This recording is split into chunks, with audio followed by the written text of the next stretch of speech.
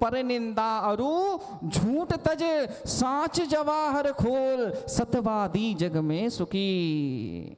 कठिन वचन मत बोल। माँ मित्र जब कठिन वचन बोलते हैं तो वचनों का घाव हृदय पर होता है। और जग सुहित कर सब अहित हर सब सुखद यति संश्रय हरे। है भव रोग हर हरण जिनके वचन मुख चंद्र ते अमृत झरे। वे दिगंबर संत जिनके मुख से हमेशा हित मित और प्रिय वचन निकलते हैं, कभी किसी के लिए कटु वचनों का इस्तेमाल नहीं करते हैं। जब अपन किसी को कटु वचन का इस्तेमाल करते हैं, किसी को भर्त्सना युक्त वचन बोलते हैं, उसके हृदय में घात होता है। आचार्यों ने कहा किसी का दिल दुखाना भी हिंसा में आ जाता है, किसी का दिल दुखाना भी हिंसा में आ जाता है। अपन को सत्य बोलना है, सत्य को जवाहर रात की उपमा दी। क्या दी? जवाहर रात की। एक झूठ बोलते हैं, एक झूठ बोलते हैं तो उसके लिए कई झूठ और बोलने पड़ते हैं। भैया जब अपन किसी चीज को लिए झूठ बोलते हैं और किसी उस पर क्रॉस क्वेश्चन लगता है तो उसके लिए नए नए झूठ बनाकर अपनी बात को यदवा तदवा कर कर सिद्ध करते हैं उस झूठ के माध्यम से। जब सत्य बोलोगे तो सत्य के लिए दूसरा उपयोग नहीं करना पड़ेगा, किसी के साथ छल आदि नहीं करना पड़ेगा, क्योंकि सत्यवादी जग में सुखी। सत्य वचन बोल दिए, काम खत्म हो गया। लेकिन सत्य वचन ऐसे भी नहीं बोलना कि जिससे किसी के प्राणों का घात हो जाए। अरे अभी तो कह रहे सत्य बोलना, हाँ सत्य बोलना, लेकिन ऐसा भी सत्य नहीं बोलना जिसी से किसी के प्राणों का घात हो जाए। एक बार एक दिगंबर संत, धरती के देवता, चलते फिरते तीर्थ, एक पेड़ के नीचे सामायिक में आरूढ़ थे। एक नील गाय वहां से दौड़ती हुई आई और उसके पग चाप सुनकर मुनिराज का ध्यान टूट गया। उनने उस गाय को दौड़ता हुआ देखा। उसके पीछे एक कसाई हाथ में फरसा लिए हुए दौड़ता हुआ आ रहा था। मुनिराज की दृष्टि उस कसाई के ऊपर गई। उनने कहा, मन में विचार किया, अगर इसने पूछा कि इधर से गाय निकली है तो। मुनि महाराज वहां बैठे थे, उस स्थान पर खड़े हो गए। वो कसाई आकर पूछता है, बाबा इधर से कोई गाय जाते देखी क्या?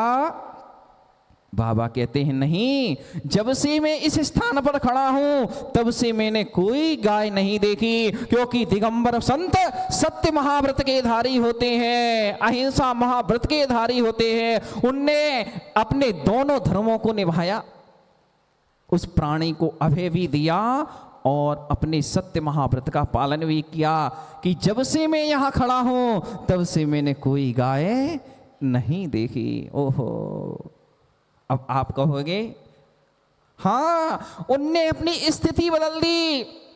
अगर अपन वहां हो और बैठे हो, देखा हो तो स्पष्ट कह देना, हाँ नहीं देखी। क्यों? क्योंकि आप सत्य महाव्रत के धारी नहीं हो, है ना।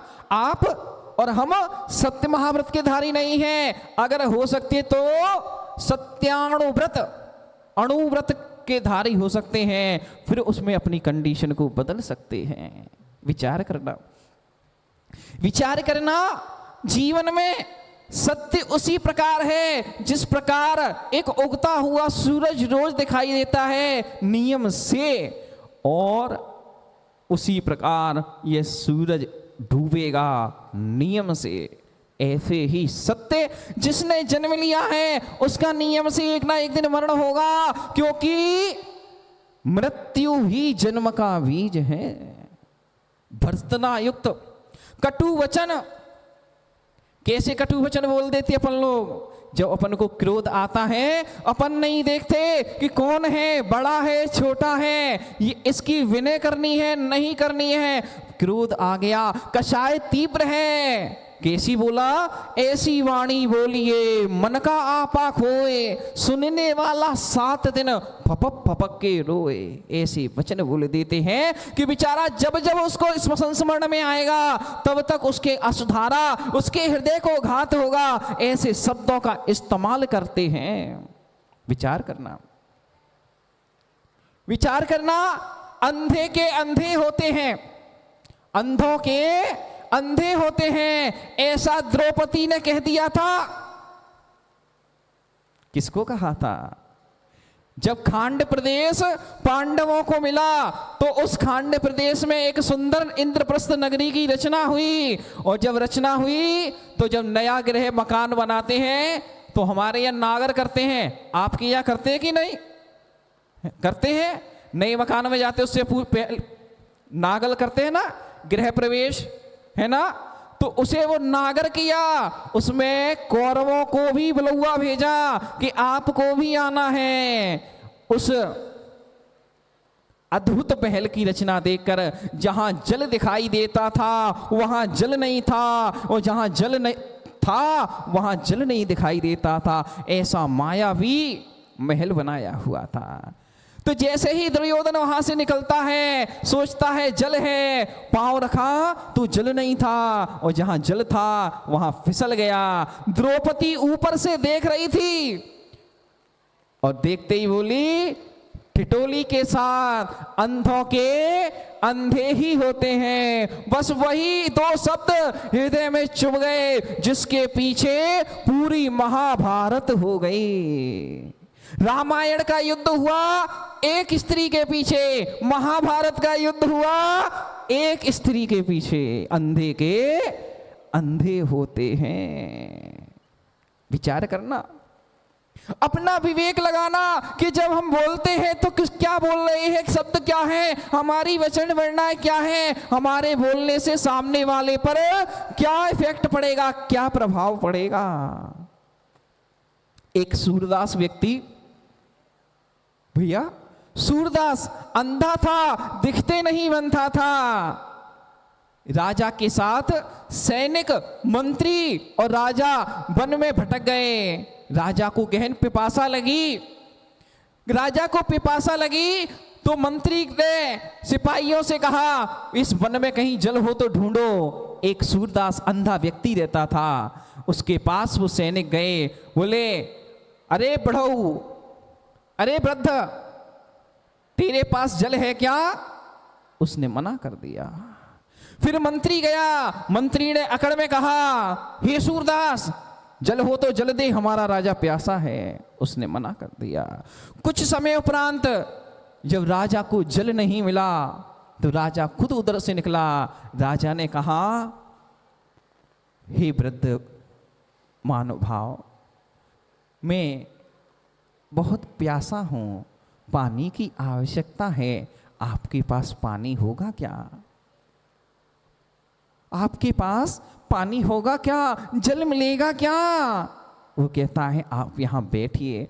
वो अंधा व्यक्ति उस राजा के लिए जल भर कर लाता है, जल देता है, जल पिला देता है, और जल पिलाने के बाद कहता है, आप किसी नगर के राजा हो क्या? आप किसी नगर के राजा हैं क्या?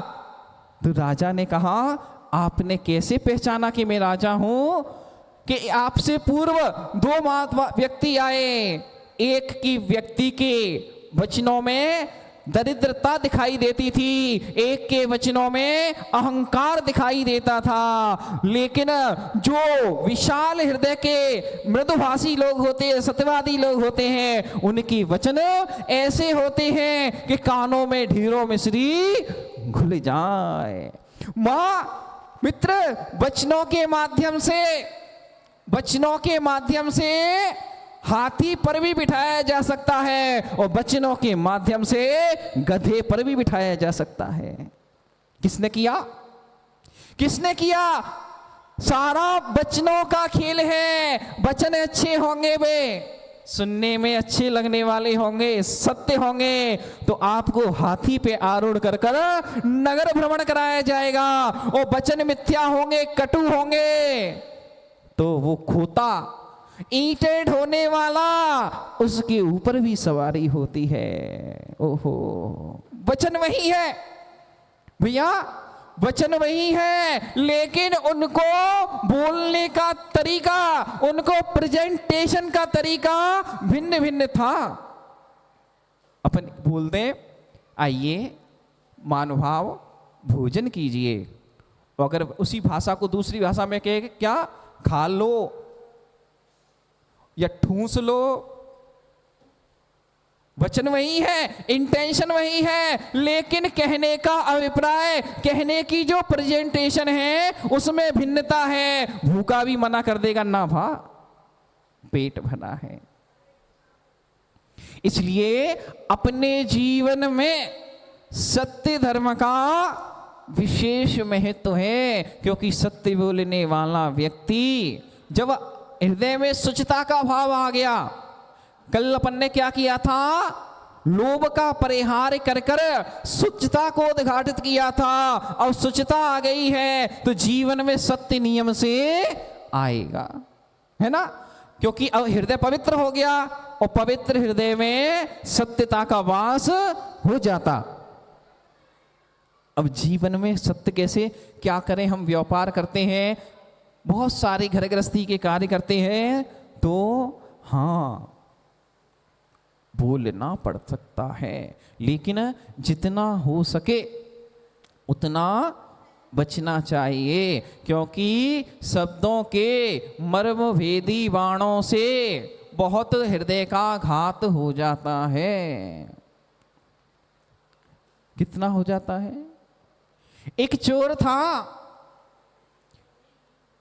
तो वो चोर एक वन में पहुंच गया, वहां 2 युगल मुनिराज उस वन में अपनी साधना कर रहे थे। तो आसपास के नगर के लोग उन मुनिराजों के दर्शनार्थ को आए, सबने दर्शन किया, मुनिराज के मुख से जिना वाणी का रसास्वादन किया, आशीर्वाद लेकर सब प्रस्थान कर गए। वो भी पहुंच गया, बोला क्या करते हो, मैं चोरी करता हूं।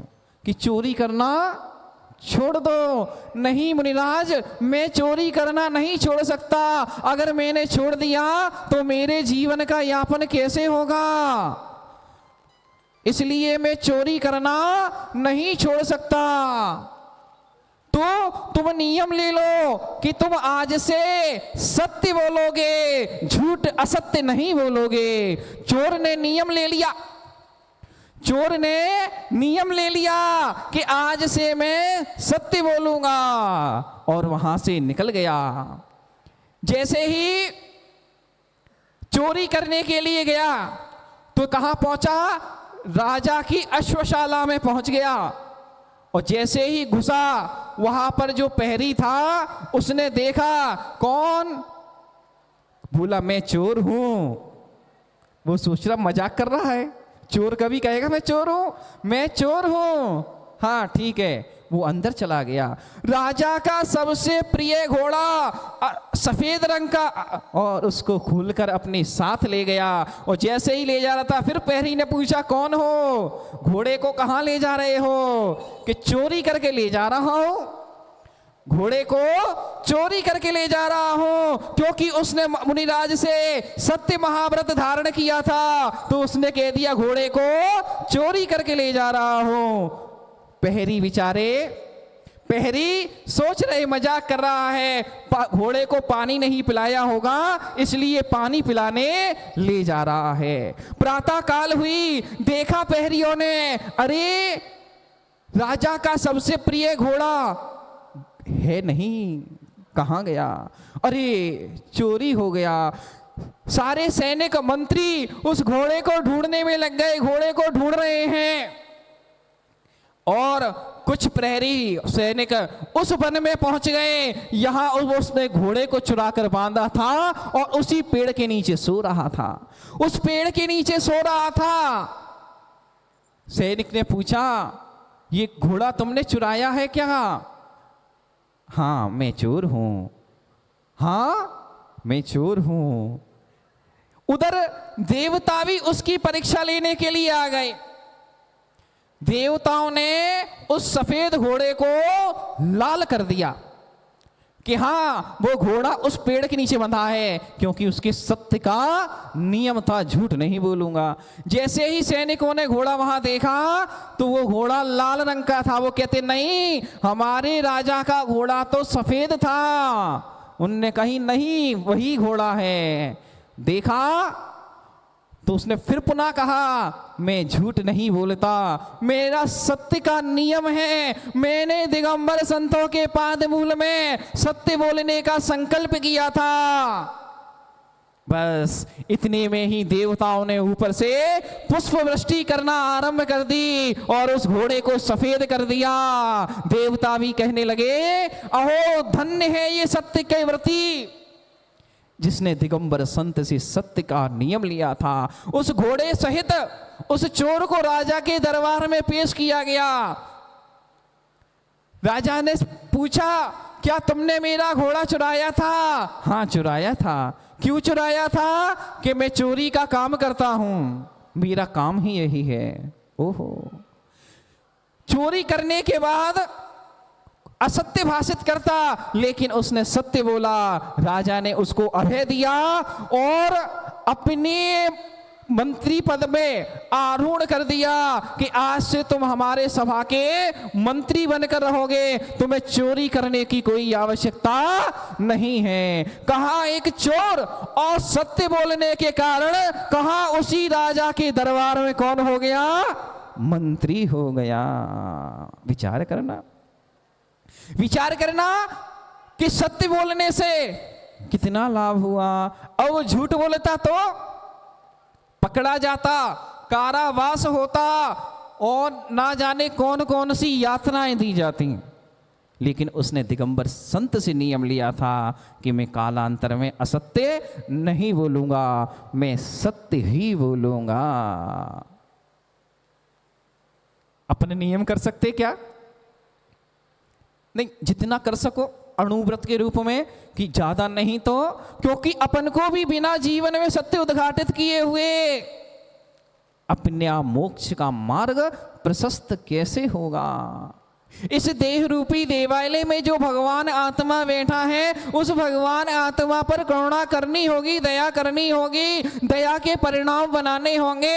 नाना प्रकार के जीवों के ऊपर दया के भाव करते हो, करुणा के भाव करते हो, प्यासे को पानी पिलाते हो, भूखे को खाना खिलाते हो, याचक को यथा योग्य दान करते हो, जबकि को दान में आता। लेकिन इस देह रूपी देवालय में बैठा जो भगवान आत्मा, उसकी ओर कभी दृष्टि नहीं जाती, उसकी ओर कभी विचार नहीं जाता।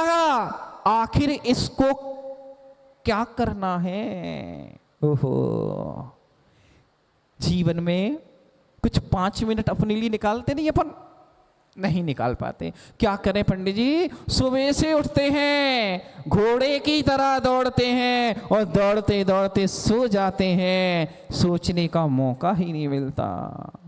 आत्मन, घड़ी दो घड़ी अपने पास बैठा करो। मन मंदिर में ए जिया झाड़ू रोज लगाया कर, मन मंदिर में ओ जिया झाड़ू रोज लगाया कर। कर्म कटेंगे, कर्म कटेंगे, पुण्य बढ़ेगा, कर्म कटेंगे, पुण्य बढ़ेगा, फिर अरिहंत पद भी मिलेगा। पुण्य को बढ़ाना है, पुण्य को गाढ़ा करना है, क्योंकि वर्तमान में जो भी भौतिक सुख सुविधाएं हैं, सारी पुण्य का फल है। अपने तो नहीं, अपने तो ऐसे ही बोलेंगे। कैसे? जैसे बोलते आए हैं, हाँ समथिंग, मैं भी कुछ हूं, समझो। अरे नहीं, पहले आप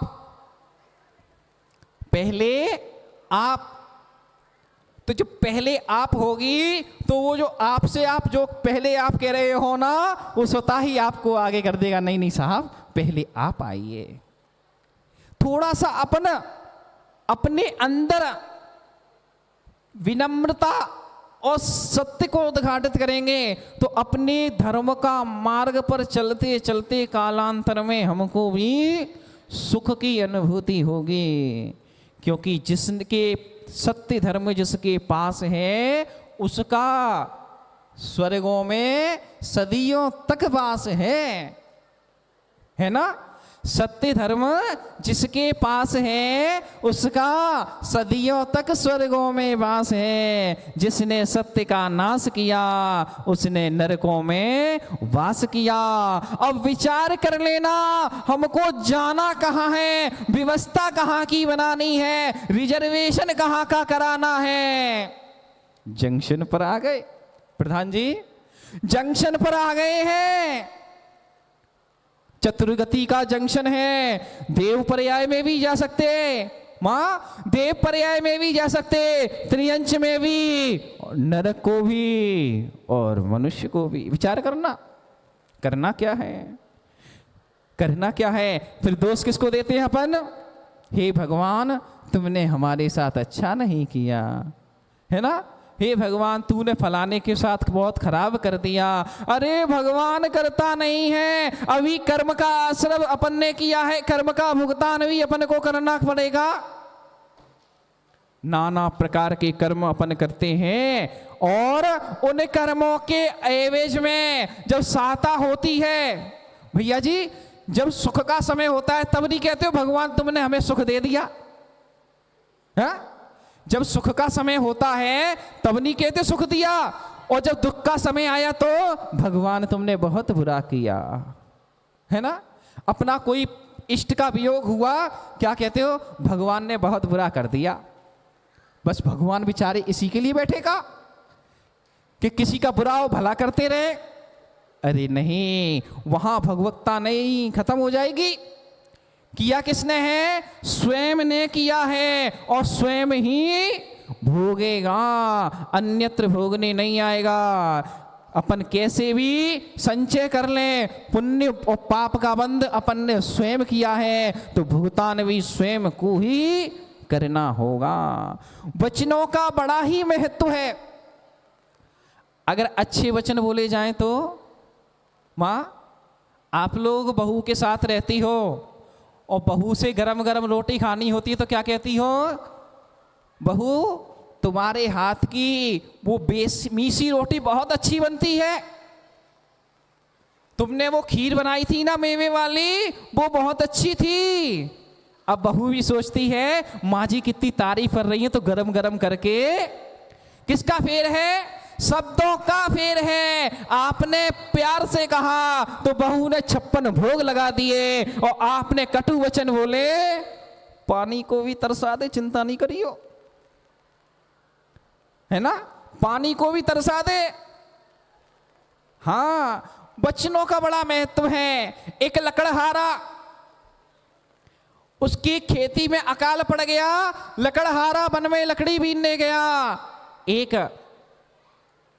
पुत्री थी विवाह योग्य, उस पुत्री का विवाह करना चाहता था लेकिन घर में खाने को कुछ नहीं था। उस वन में पहुंचा और वन में जाकर उसे सिंह दिखा, वनराज दिख गया। उस वनराज को देखते ही वो भयभीत हुआ। उस वनराज के पांव में एक कांटा लगा हुआ था, उसकी आंखों से अश्रुधारा बह रही थी, उसकी आंखों से अश्रुधारा बह रही थी। और लकड़हारे ने उस वनराज के पांव का कांटा बाहर निकाल दिया। लकड़हारे से वनराज ने पूछा, सिंह ने पूछा कि हे लकड़हारे तू इतना दुखी क्यों है। लकड़हारा ने सारा वृतांत बता दिया कि मेरे घर में खाने को कुछ नहीं है, मेरे पास एक कन्या है, उसका विवाह करना चाहता हूं, उसी के लिए परेशान हूं। बस इतनी सी बात, तुम चलो मेरे साथ। वनराज उसको अपने साथ अपनी गुफा में ले गया। जिन जिन मनुष्यों का उसने वध किया था उन मनुष्यों के वहां आभूषण पड़े थे, और वनराज ने कहा जितने स्वर्ण के हीरे जवाहरात के आभूषण हैं ये सारे तुम अपने साथ ले जाओ। वो सारे साथ ले जाता है, विवाह की तैयारी करने लगता है। उधर वनराज को भी निमंत्रण देता है कि हे वनराज, तुम मेरे मित्र हो, तुमने सारी व्यवस्था बनाई है, मेरी पुत्री को आशीर्वाद देने आना। वनराज ने कहा ठीक है, आऊंगा। विवाह का उत्सव चालू हुआ, वनराज भी आ गया। जब सिंह को देखकर और लोग डरने लगे तो उस लकड़हारे की पत्नी ने कहा, क्या कहा? अरे ये शेर नहीं है, ये तो गधा है, इससे डरने की आवश्यकता नहीं है। बस वही मर्म भेदी बाण, वचन रूपी बाण जो कानों में लगे थे और हृदय का घात हुआ था, वह सिंह वहां से वापस लौट गया। विवाह के 2-4 दिन बाद वो लकड़हारा पुनः उस जंगल में गया तो सिंह दहाड़ता हुआ बोला, तेरे हाथ में जो कुल्हाड़ी है, हे लकड़हारे, तेरे हाथ में जो कुल्हाड़ी है, मेरे सर पर मार दे, वरना मैं तेरी जीवन लीला समाप्त कर दूंगा। लकड़हारे ने कुल्हाड़ी से प्रहार किया, शेर के सिर से रक्त की धारा बहने लगी और सिंह राय कह दिया, अब तू यहां से जा, 10-15 दिन के बाद आना। और जैसे ही 10-15 दिन बीत गए, वे लकड़हारा पुनः अपने मित्र से मिलने गया। देखा, जो सिर पर घाव दिया था वो घाव भर चुका है। सिंह ने कहा, लकड़हारे, जो तूने घाव दिया था वो भर गया है, लेकिन तेरी पत्नी ने मुझे गधा कहा था, वो आज भी हरा है। आपसे किसी ने 50 साल पहले, 20 साल पहले, 10 साल पहले कोई बात कही होगी, वो आज भी याद होगी। और 2 साल पहले कोई चोट लगी होगी, उसका याद नहीं होगा कि कोई चोट लगी थी क्या।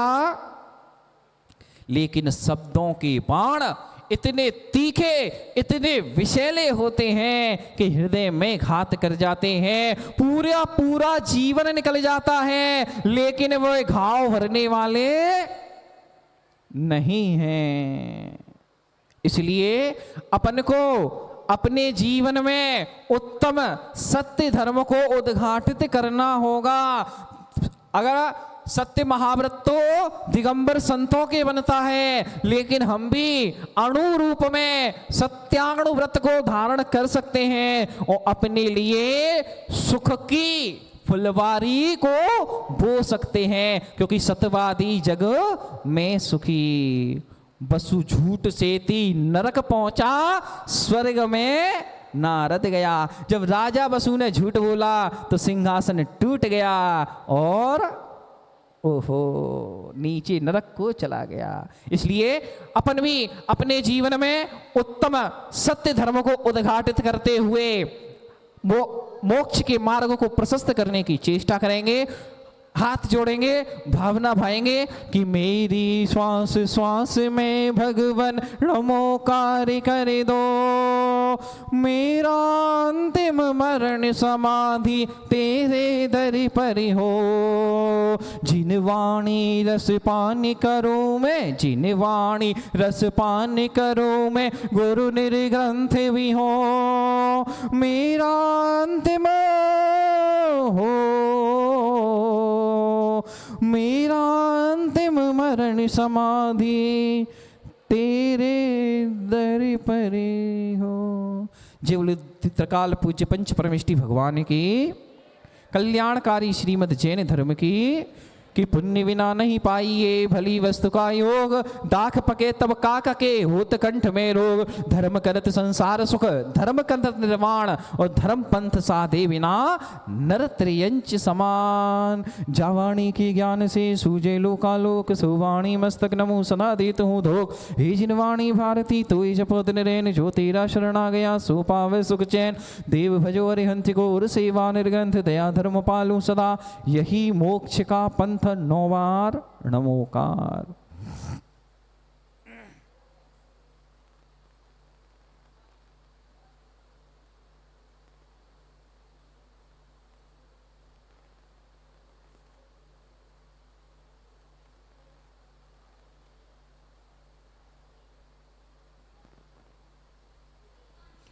बोलो द्वादशांग जिनवाणी माता की, बोलो कल्याणकारी श्रीमद जैन धर्म की, परम पूज्य सम्यक व्रतनी आर्यका रत्नी 105 अरहम श्री माता जी की, समस्त आर्यका संघ की।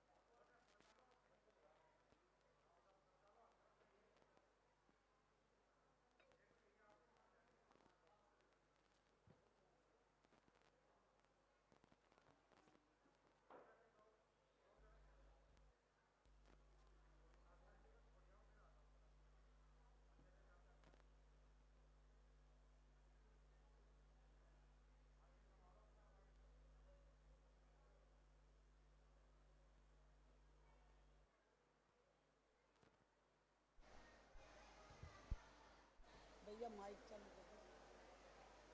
ये अगर यहाँ से बोलना है तो अच्छा, ये लाइट जल गई, ऐसे हाथ में भी दे देना। वैसे ये ऑन है। अच्छा,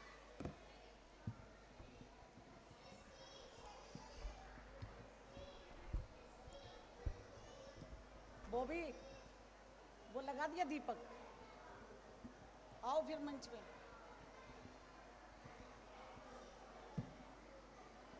बोलो 1008 श्री शांतिनाथ भगवान की जय। बोलो चंदा प्रभु भगवान की जय। चिंतामणि पाशनाथ भगवान की जय। अरहम श्री माता जी की जय। समस्त तारिका संघ की जय।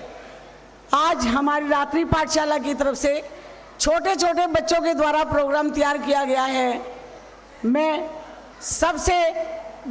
सबसे अनुरोध करती हूँ कि शांतिपूर्वक बच्चों का प्रोग्राम देखें और कोई बच्चे गलती भी करें तो उसका उपहास ना उठाएं और तालियों बजाकर बालकों का अनुमोदना करें। करूँ दीप प्रज्वलन करवाऊँ? दीप प्रज्वलन कराऊँ? दीप प्रज्वलन कराऊँ? हाँ।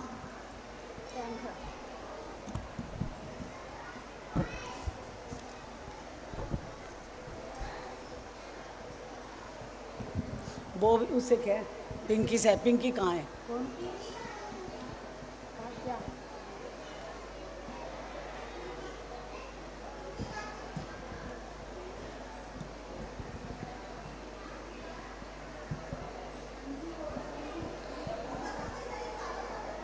दशलक्षण पर्व के उपलक्ष्य में रात्रि पाठशाला के बच्चों के द्वारा मंच पर पहली बार नेमिनाथ का वैराग्य बहुत ही सुंदर नाटिका बच्चों के द्वारा बड़ी मेहनत और लगन से तैयार की गई है। रात्रि पाठशाला में बच्चे धार्मिक शिक्षा के साथ साथ नैतिक व सामाजिक शिक्षा भी प्राप्त करते हैं। सर्वप्रथम मुनि श्री 108 आर्जव सागर जी महाराज के चरणों में हम सभी की तरफ से नमोस्तु नमोस्तु नमोस्तु। आप सब भी अपने बच्चों को पाठशाला में भेजकर धर्म लाभ ले सकते हैं। आज हमारे बीच रात्रि पाठशाला के प्रधान उपस्थित नहीं हैं। वे दशलक्षण पर्व मनाने के लिए सतना जी मुनि श्री प्रणम्य सागर के पास गए हुए हैं। मैं अधिक समय न लेते हुए दीप प्रज्वलन के लिए समाज के पदाधिकारी प्रधान श्रीमान पदम जैन जी, सुरेंद्र जैन जी, राहुल जैन जी और सतीश जैन जी और उनके सभी पदाधिकारी मंच पर आए और सुदेश भाई साहब के पुत्र दीशु जैन और उनकी पुत्री प्रेरणा भी अगर उपस्थित हो तो मंच पर आकर दीप प्रज्वलन में हमारा साथ दें और मंच की शोभा बढ़ाएं। और पाठशाला की सभी अध्यापिका भी मंच पर आए। श्रीमती चमनलता जैन, कांता जैन, बॉबी जैन, रचना जैन और हमारी बेटी पिंकी जैन भी मंच पर आए, क्योंकि ये हमारे प्रोग्राम में हमारा पूरा साथ देती है और प्रोग्राम में चार चांद लगाने का भी काम करती है। जैन बोर्ड के प्रधान, एजुकेशन के बोर्ड के प्रधान श्रीमान राजकुमार जैन भी मंच पर पधारे और राजेंद्र जैन जी मंच पर पधारे। मंच पर आकर हमें अनुग्रहित करें। राजेंद्र भाई साहब भी मंच पर आकर हमें अनुग्रहित करें।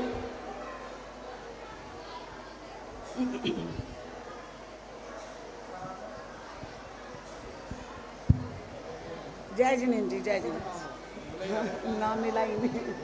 हाँ जी, कोई बात नहीं, चल जाएगा। बहुत देर से नंबर। हाँ जी। जगमग जगमग करता जहान, जगमग जगमग करता जहान, करता है तम का विनाश, दीप प्रज्वलन हेतु करती हूँ मैं आप सबका आवाहन, करती हूँ मैं आप सबका आह्वान। महावीर जिनका नाम है, चांदनपुर जिनका धाम है, अहिंसा जिनका नारा है, ऐसे त्रिशला नंदन को बारंबार प्रणाम हमारा है, बारंबार प्रणाम हमारा है।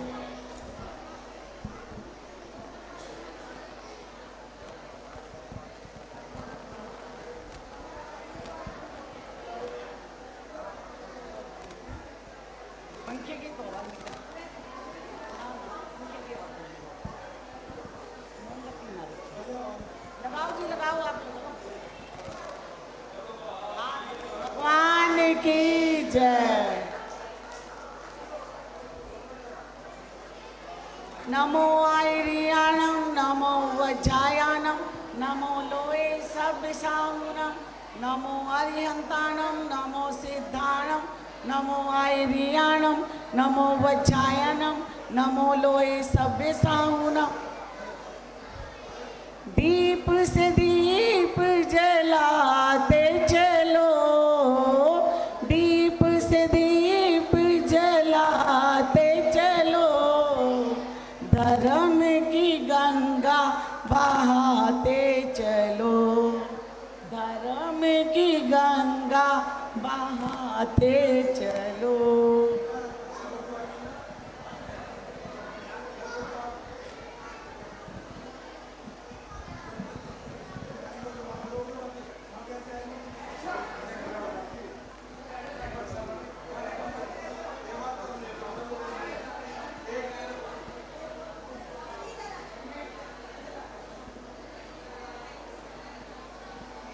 धन्यवाद आप सबका, बारंबार धन्यवाद। आपने हमारे मंच की शोभा बढ़ाकर हम पर बहुत बड़ा उपकार किया है, आपका बारंबार धन्यवाद।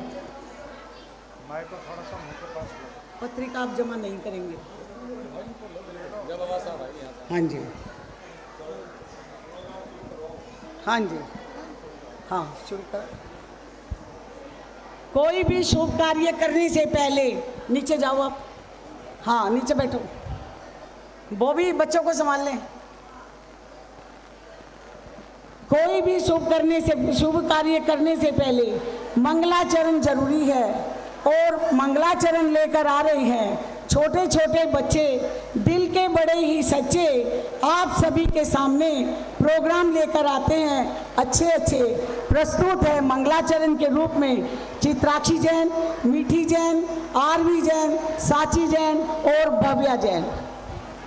आओ आओ फटाफट आओ, पोजीशन लो।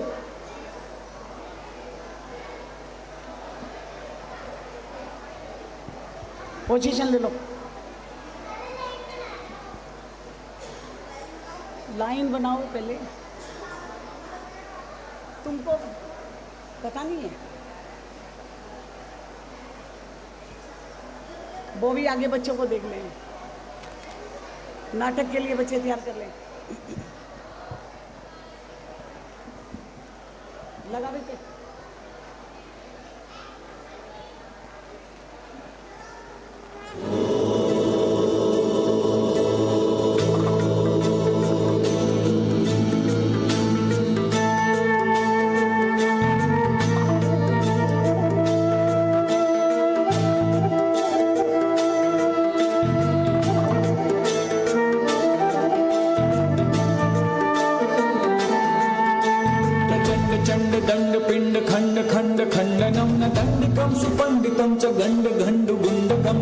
पुस्तकं न तुण्डिलं तु दण्डगुण्डताश्रयं प्रणाममादितीर्थमादिनाथमादि शङ्करम्। मीठी मीठी तालियों से बच्चों का साथ दें, मीठी मीठी तालियों से।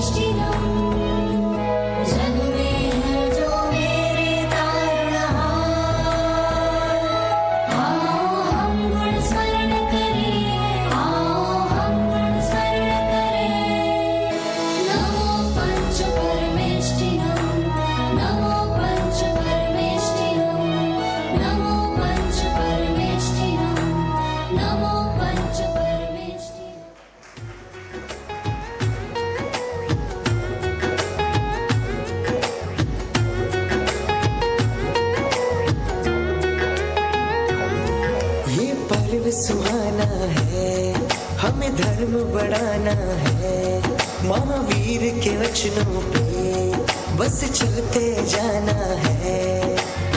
आया रे आया पर्व पर्यूषण आ गया, छाया रे छाया घर घर आनंद छा गया।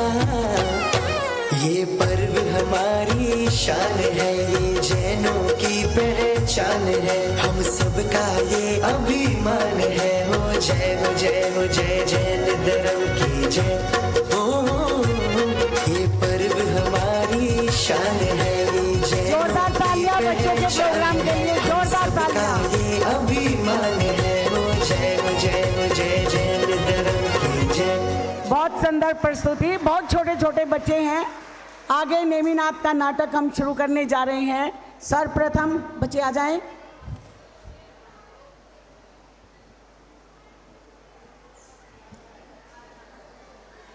पीछे पीछे पीछे पीछे माइक के पास से बोलो। अच्छा जी, पीछे बोलते हैं वहाँ पे आवाज नहीं। अच्छा जी, अच्छा अच्छा। चलो नेमी, अरे भैया नेमी कहाँ पर हो? अरे आओ आओ, कहाँ पर हो भैया नेमी? चलो उद्यान में क्रीड़ा करने के लिए चलेंगे। अरे भैया नेमी आ जाओ ना, हम तुम्हारी इंतजार में सखाओं के साथ खेलने चलेंगे। आ जाओ। आया भैया आया। बोलो भैया कहाँ पर चलना है? अरे अरे उद्यान में सखाओं के साथ क्रीड़ा करने चलते हैं। हाँ हाँ क्यों नहीं, चलो चलो चलते हैं, चलो चलो। लकड़ी की काठी, काठी पे घोड़ा, घोड़े की धुन पे जो मारा हथौड़ा, दौड़ा दौड़ा दौड़ा घोड़ा धूम उठा के दौड़ा।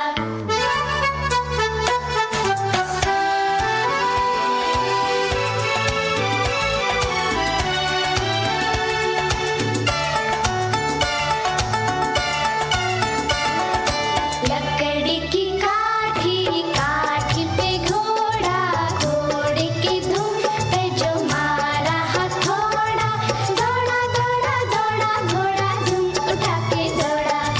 लकड़ी की काठी, काठी पे घोड़ा, घोड़े की धुन पे जो मारा हथौड़ा, दौड़ा दौड़ा दौड़ा घोड़ा धूम उठा के दौड़ा।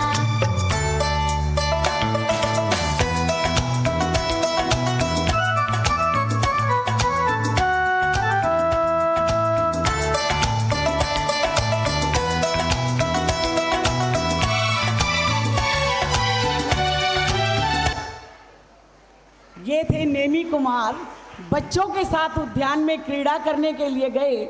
उनके साथ थे कृष्ण और बलदाऊ। अब बारी है राजुल के रूप में सखियों के साथ झूला झूलने जाने के लिए। सखियां बुलाती है राजुल, अरे राजुल रानी, अरे राजमती कहाँ पर हो तुम, अरे राजमती कहाँ पर हो तुम, आओ आओ चलो उद्यान में झूला झूलने के लिए चलेंगे। आओ सखी आओ, देखो उद्यान में कितने सुंदर सुंदर पक्षी हैं, देखो देखो आम की पेड़ पर तो फल लगे हैं, अरे देखो देखो मौसम कितना सुंदर है, अरे राजमती देखो कितने सुंदर पक्षी चहचहा रहे हैं, आओ आओ, आ रही हूँ सखियों, आ रही हूँ, चलो चलो मैं तो आ गई, उद्यान में झूला झूलने चलते हैं, चलो सखियों चलो झूला झूल।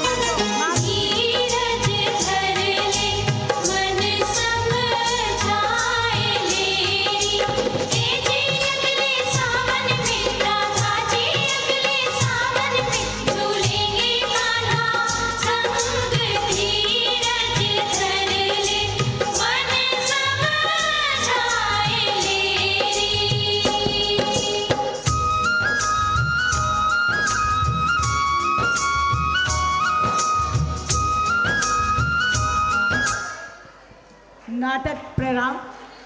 पूर्व तालियां बजाकर बच्चों का अभिवादन करें। बहुत छोटे छोटे बच्चे हैं, इनको समझाना बहुत ही मुश्किल है। चलो बेटे लगाओ।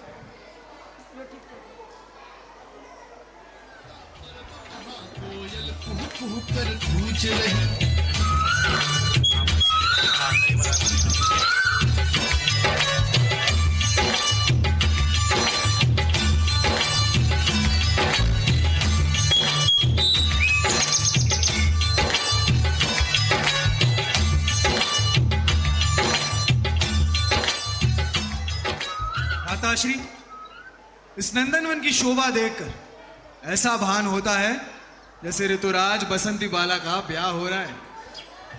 और ये वृक्ष तो देखो, ये वृक्ष पर लताएं ऐसी लिपटी हैं जैसे तोरण द्वार पर फूल लिपटे हो। और ये पक्षियों का कलरव ऐसा प्रतीत करता है जैसे द्वार पर स्वागत गीत बाज रहे हो।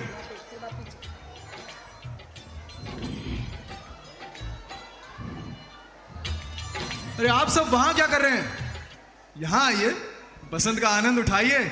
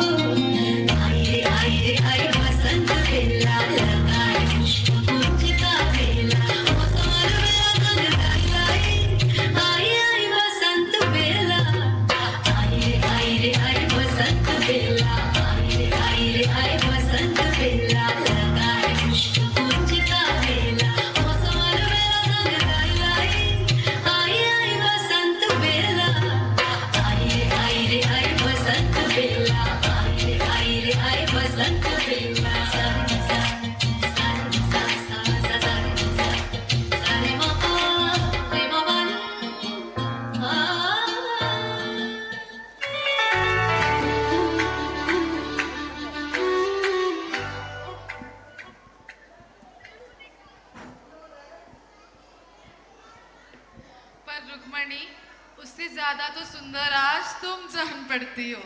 तुम्हें देखकर तो रति भी लज्जित हो जाएगी। हमें तो यही डर सता रहा है कि यदुराज तो हमारी ओर देखेंगे अपने। देवर जी, यहाँ तो आइए। हाँ भाभी, कहिए। हम सब आपसे कुछ पूछना चाहती हैं। पूछिए पूछिए। अच्छा, तो ये बताइए कि आप शादी कब करेंगे? अरे जब मेरी इतनी सारी भाभियां हैं तो मैं शादी क्यों करूं?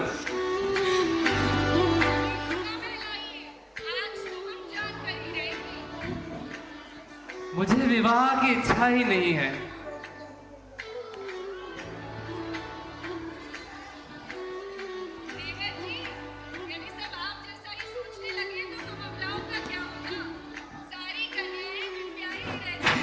भाभी, नारियां अबला थोड़े होती हैं। अरे वो भी स्वतंत्र द्रव्य हैं और चाहे तो वो भी आत्मानुभूति करके सबल हो सकती हैं।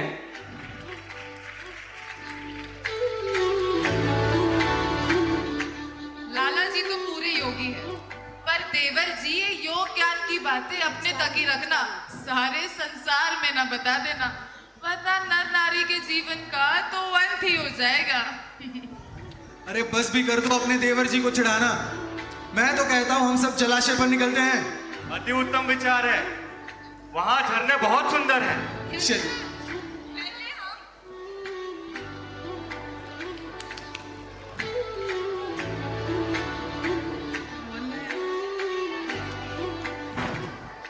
रंग क्रीड़ा होगी अब। हाँ।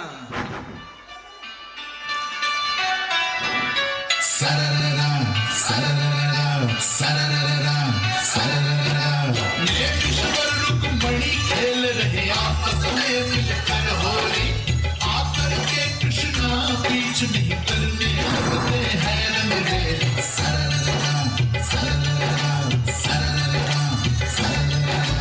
पीछे से आकर सत्यभामा मुख को गुलाल से रंग देती, श्री कृष्ण देखते रह जाते हैं, सब मिलकर उन्हें पकड़ लेती।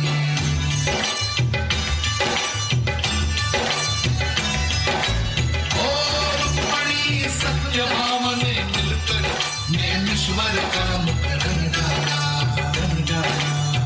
पर प्रभुवर ने कुछ नहीं किया, हंसकर स्नेह बता डाला, हंसकर स्नेह बता डाला।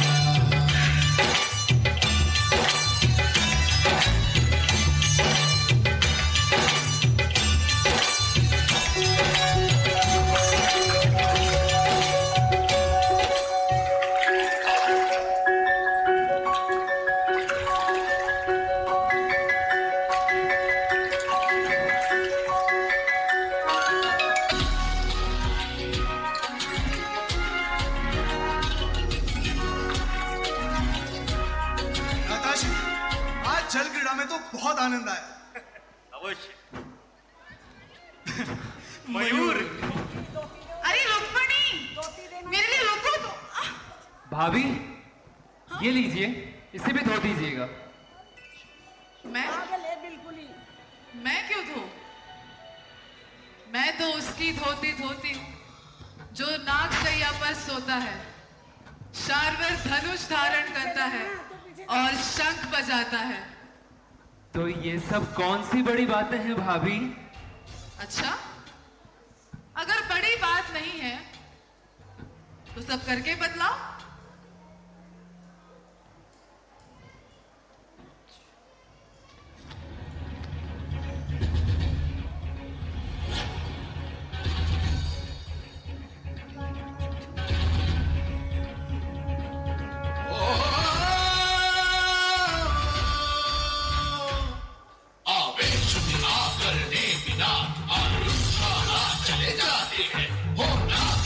पर सवार और जोर से शंख बजाते हैं, तो पुष्प बाण चढ़ाते हैं, तो सिंहासन हिल जाते हैं, गज अश्व शोर बजाते हैं, श्री कृष्ण व्याकुल हो जाते हैं। ये सब क्या हो रहा है भ्राताश्री?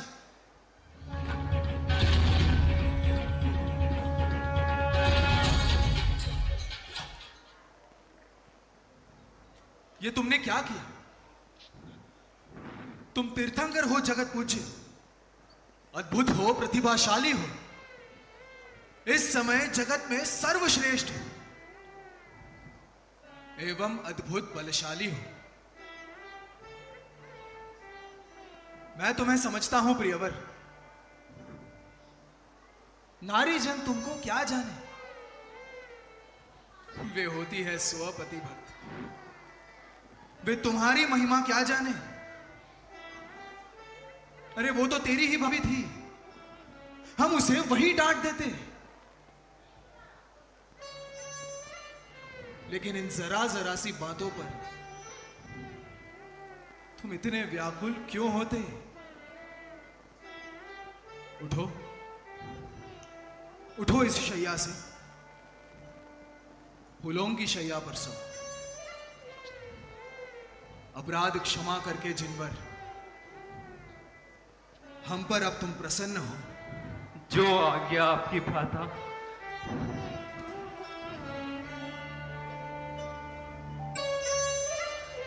आज का दिन बड़ा भारी रहा, पर अंततः नेमेश्वर ने मेरी बात का सम्मान रखा और नागशैया से उतर गए।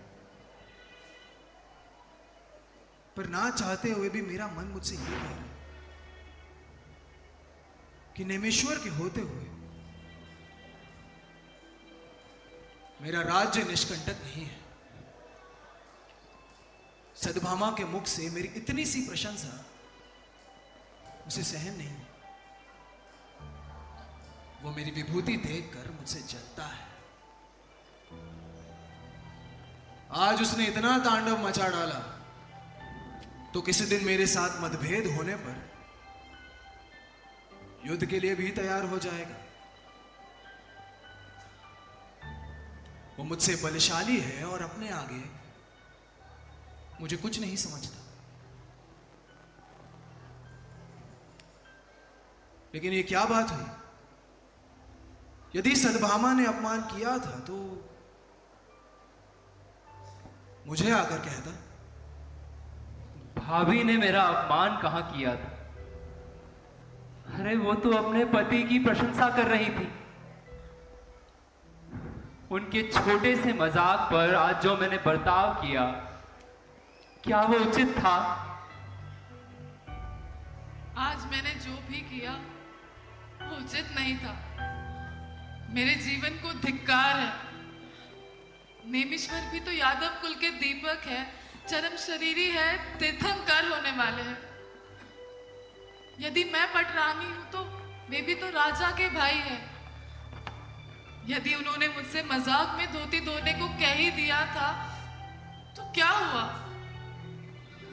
लेकिन उसने पटरानी से धोती धोने को कहा ही क्यों, जब वहां हजारों नौकर खड़े थे।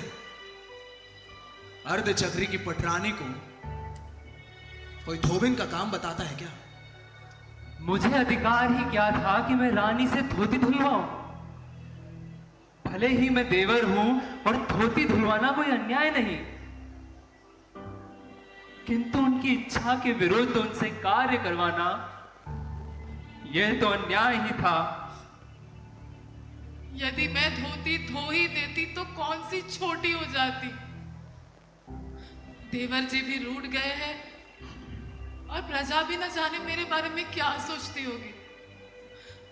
रुक्मणी ने तो स्नेह में ही बनकर सबका मन जीत लिया और यदुराज की नजर में तो मेरा कोई सम्मान ही नहीं रहा। तभी से वे कितने चिंतित दिखाई देते। पता नहीं क्या सोचते होंगे। वैसे ये सब गलत हुआ।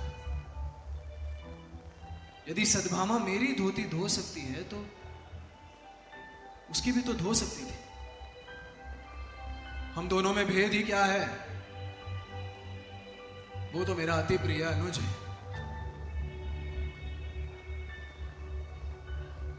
फिर मैं नेमी के बारे में इतना उल्टा सीधा क्यों सोच रहा हूं? मुझे नेमी के बारे में उल्टा सीधा नहीं सोचना चाहिए। मुझे उस पर अविश्वास नहीं करना चाहिए। चाहे कुछ भी हो जाए, वो मेरे साथ युद्ध नहीं करेगा, मेरे साथ अन्याय नहीं करेगा। मैंने अन्याय किया है, मैंने गलत किया। अरे अपनी वीरता दिखाने के लिए, महावीर कहलाने के लिए मैंने व्यर्थ ही कितना तांडव किया, और जनता, पशु पक्षी सभी के मन में भय उत्पन्न कर दिया। यदुराज भी क्या सोचते होंगे।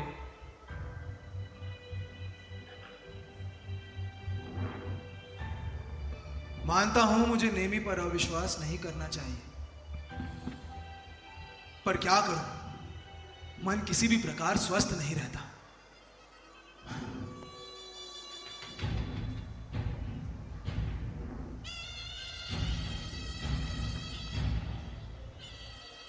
राजनीति कहती है कभी किसी पर विश्वास नहीं करना चाहिए,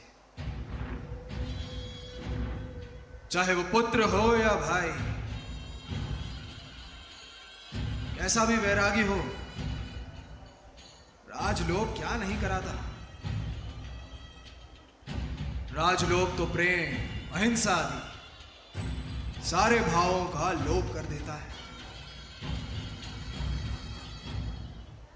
यदि नेमी को, फिर तो मुझे अवश्य ही नेमी के साथ युद्ध स्थल पर लड़ना होगा। क्यों ना एक बार नेमी के साथ अखाड़े में लड़कर अपने और नेमी के भुजबल का अंदाज लगाऊं।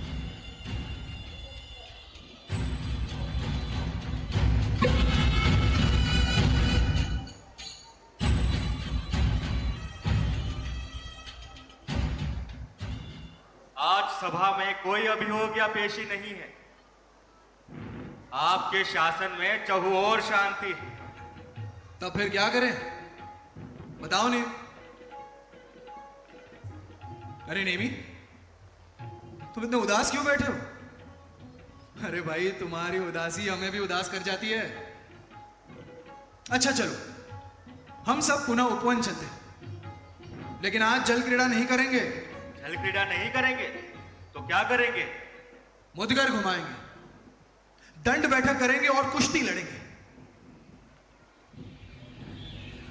कृष्ण मुझसे लड़कर अपनी शक्ति आजमाना चाहते हैं। उन्हें मेरे रहते अपना राज्य निष्कंटक नहीं जान पड़ता। क्या सोच रहे हो नेमी? भ्राता, दो भाइयों में कुश्ती शोभा नहीं देती। अरे हम सचमुच थोड़ी लड़ रहे हैं, हम तो मनोविनोद के लिए कुश्ती लड़ेंगे। नहीं भ्राता, भाई भाई में कैसी भी लड़ाई हो शोभा नहीं देती। और फिर मुझे तो जीत हार सब एक से ही प्रतीत होती है। मैं सदा शांत निराकुल रहना चाहता हूं। आप मेरे बड़े भाई हैं, इस यादव कुल के कुलभूषण हैं। ये राज्य आपका है और ये सदा आपका ही रहेगा।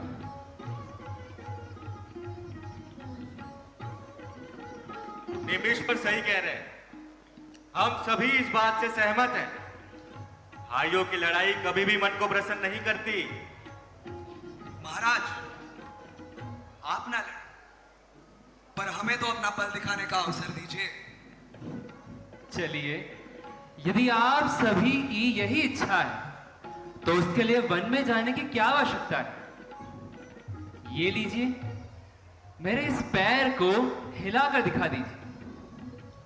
आज्ञा दीजिए महाराज, मैं अभी अपना बल दिखाता हूं।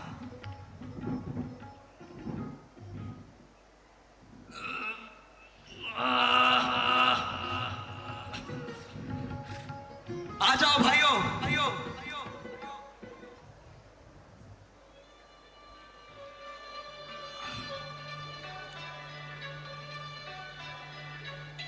हो गया करीब आधा घंटा, तन में पसेप सबके आया। शनि शनि सारा शरीर, तब सराबोर भी हो आया। वाह वाह वाह वाह, बहुत खूब। नीची गर्दन कर सभी लोग जब वहाँ खड़े रह जाते हैं, अकुलाते हैं। आप बहुत बलशाली हो। घबराते हैं, अकुलाते हैं, घबराते हैं और बैठ जमीन पर जाते हैं। क्या बात है। अद्भुत नेमी, तुम्हारे बल ने तो हम सबको अचंभित कर दिया है। ये कितना कठिन था। हम तीन चलिए लोग कोई बात नहीं, अधिक कष्ट न कीजिए। एक काम कीजिए, मेरी इस अंगुली को सीधा करके दिखा दीजिए। आ जाओ भाइयों, इस बार पूरा प्रयत्न करेंगे।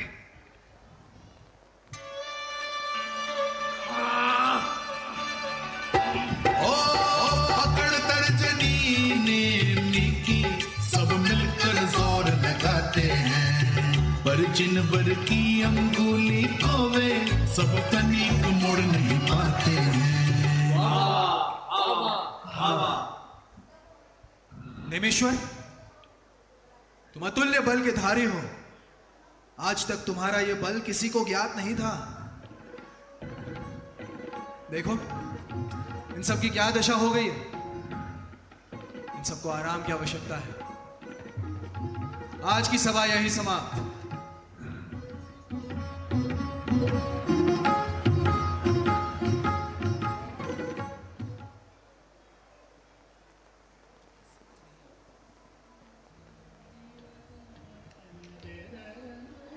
मैंने ही नेमी को लड़ने के लिए आग्रह किया था।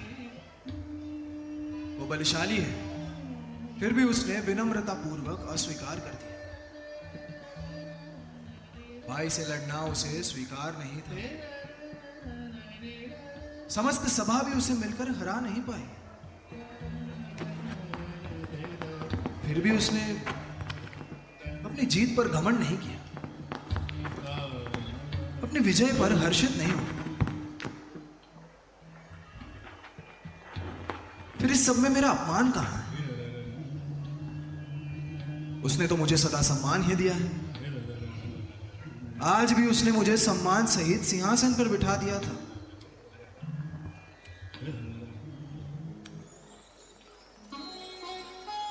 क्या मुझे उसकी उन्नति सहन नहीं हो रही?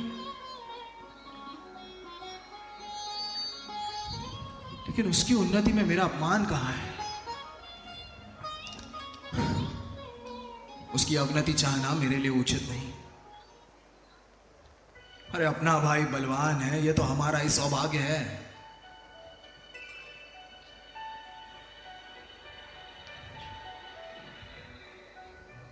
फिर क्या करूं? जब भी मुझे मेरा अपमान याद आता है तो मेरा खून खौल उठता है, मेरा सीना फटने लगता है और मैं पागल सा हो जाता हूं।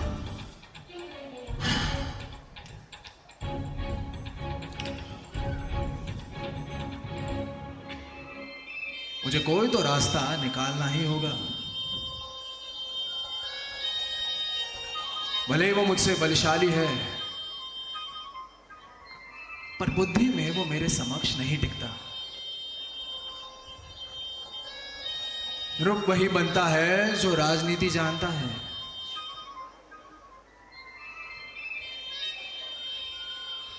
मुझे कोई ऐसी चाल चलनी होगी जिसे कोई समझ नहीं पाएगा।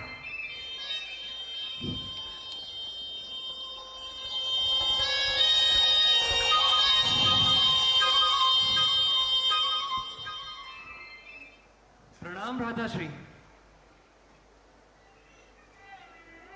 भ्राताश्री प्रणाम। अरे आओ आओ यदुकुल भूषण, आपकी वीरता व धीरता देखकर मन प्रसन्न हो गया। अचानक ये भान हुआ। दोनों भाइयों में क्या बातें हो रही हैं? आइए आइए भ्राताश्री, मैं नेमी को यही बता रहा था। ये युवा हो गए हैं, अतः इनके विवाह के बारे में सोचना चाहिए। आप मेरे अग्रज भ्राता हैं, जैसी आपकी आज्ञा। नेमी तुम जा सकते हो।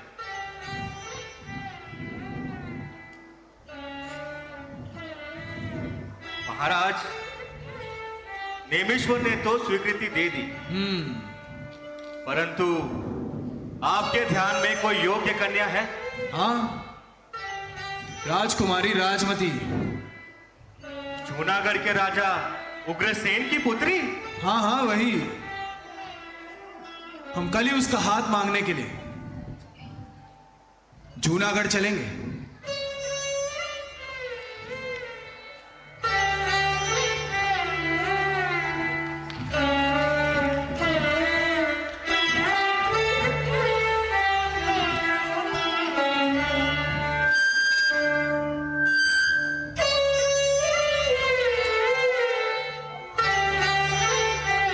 महाराज श्री कृष्ण हमारे यहाँ शीघ्र ही पधारते होंगे।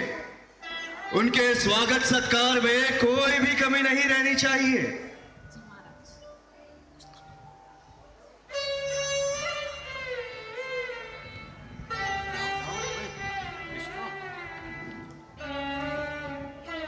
महाराज, द्वारकाधीश श्री कृष्ण पधार रहे हैं। आइए महाराज, आइए। आपका स्वागत है महाराज। आइए, पधारिए।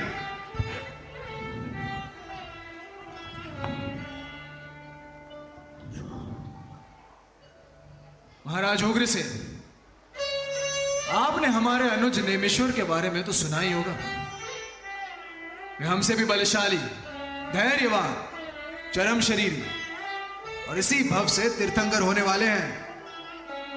अभी वे अविवाहित हैं। वे आपकी पुत्री राजमती के लिए सर्वश्रेष्ठ योग्य वर है। राजमती भी उनके योग्य है, यदि आपकी सहमति हो तो। यदुराज, ये तो हमारा सौभाग्य है। नेमिश्वर सा श्रेष्ठ नर राजुल के लिए वर के रूप में हमें प्राप्त हो रहा है। राजुल का अहोभाग्य। राजुल अभी आती हो, हम उसकी भी राय जान लेते हैं। अवश्य। लीजिए, राजुल भी आ गई। राजकुमारी राजमती, हम हमारे अनुज नेमिश्वर के लिए आपका हाथ मांगने आए हैं।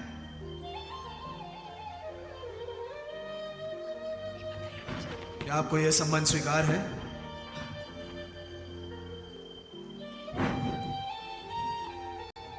हमें आपका उत्तर मिल गया राजमती। तो यह रिश्ता नक्की होने के अवसर पर यह लीजिए, हमारे कुल की रत्न जड़ित अंगूठी। बधाई हो आपको महाराज। बधाई हो आपको भी। बधाई हो राजू, तुम्हारी सगाई नक्की हुई है। बधाई हो देवर जी।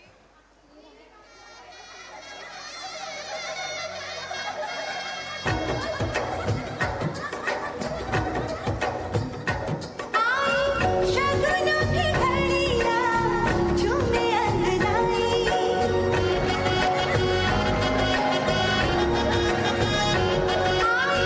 शगुनों की घड़ियां झूमे अंगनाई।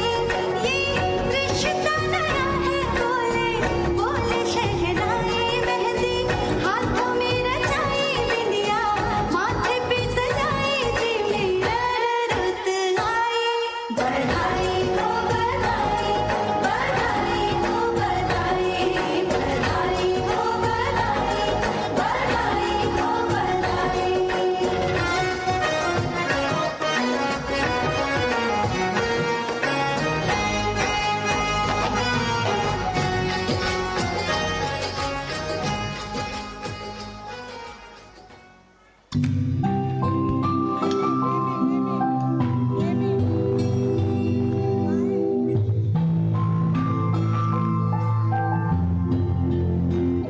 अभी तो मैं उनसे मिला भी नहीं, मैंने उन्हें देखा भी नहीं,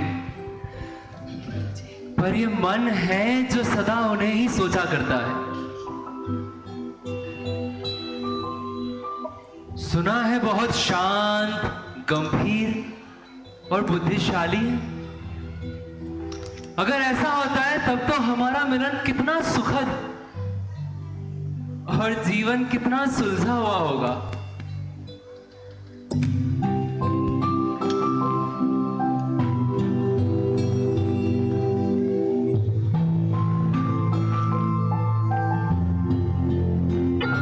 आखिरकार वो चिर प्रतीक्षित क्षण आ ही गया।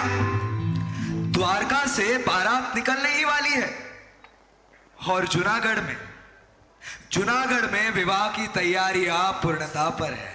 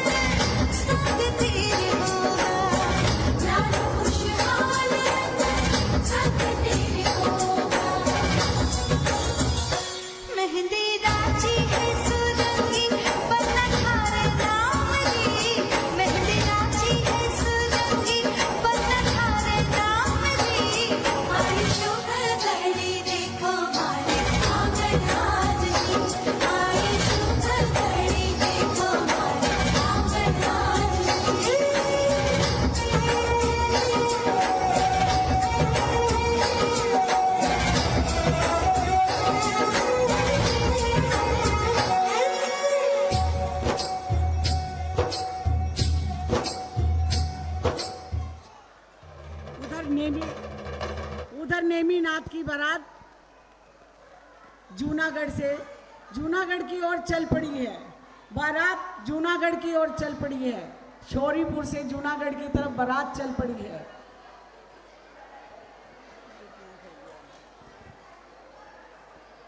अरे उधर क्यों भगाए हैं बच्चे? अब क्यों भगाए हैं?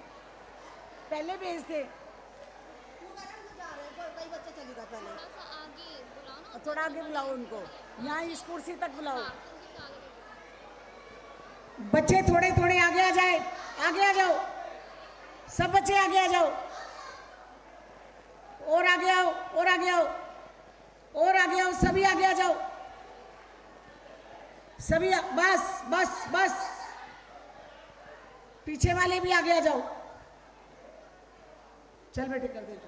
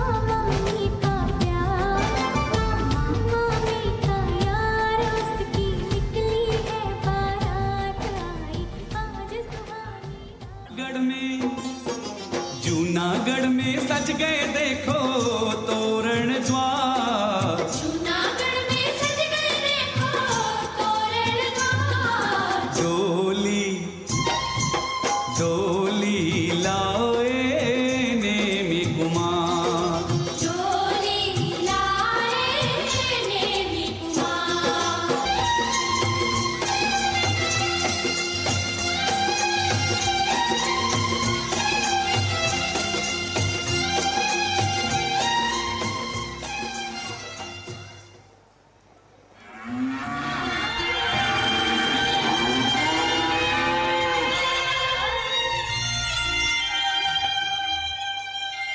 राधा, ये पशुओं की करुण आवाज कहां से आ रही है?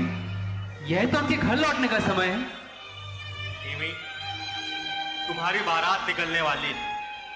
अतः श्री कृष्ण के आदेश अनुसार सभी पशुओं को बांध कर रखा गया है।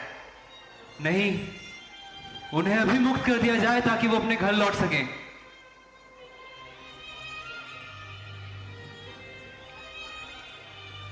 लेकिन श्री कृष्ण ने पशुओं को बांधने का आदेश दिया क्यों, जबकि वो जानते हैं कि ये गलत है?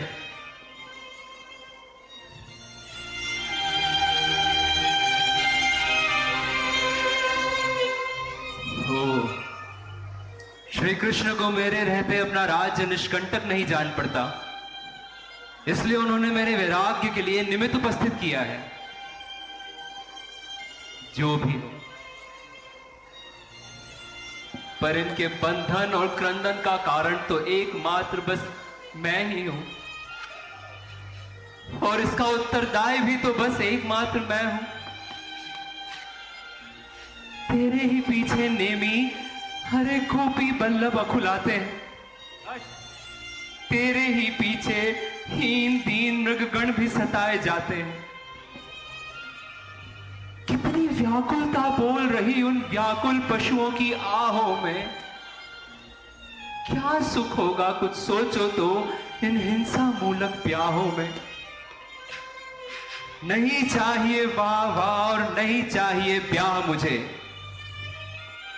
व्याकुल करती है बस केवल उन 3 मृगों की आह मुझे। अतएव आज ही इसी समय मैं अविचल सुख को खोजूंगा। सर्दी गर्मी आंधी ओले की ओर किंचित ना देखूंगा।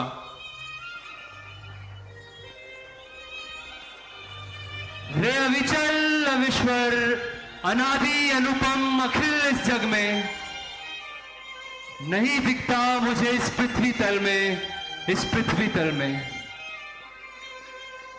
मैं चला चला मैं गिरनार की ओर चला,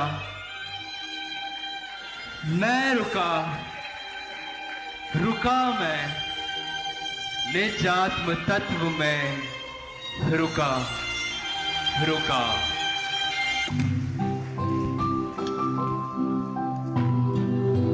तीर्थंकर नेमिनाथ के लिए जोरदार तालियां। क्यों मुझे छोड़कर चले गए? इसका उत्तर देना होगा, क्यों मुझे छोड़कर चले गए? महाराज, राजुल इस आघात को कैसे सहन कर पाएगी? ये फूलों से कोमल राजुल, सभी जानते थे कि नेमिश्वर इसी भाव से तीर्थंकर होंगे। राजुल का उनसे विवाह निश्चित करना उचित था।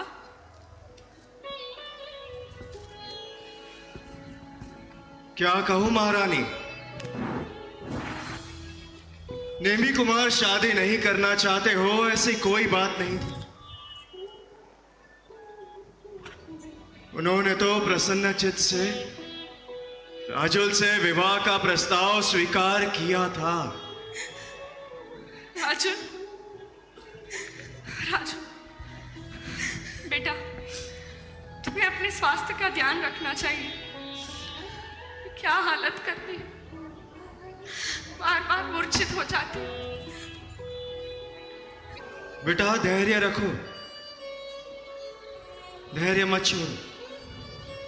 जो हो गया सो हो गया। बेटी नेमी स्वभाव से ही वैरागी थे। काल लब्धि भी पक गई थी। उनार ऐसी ही थी और अंतरंग में पुरुषार्थ भी जाग गया था। बस निमित्त ही मिलना शेष था कि पशुओं का बंधन आक्रंदन देख सुनकर करुणा सागर नेमीश्वर का वैराग्य जागृत हो गया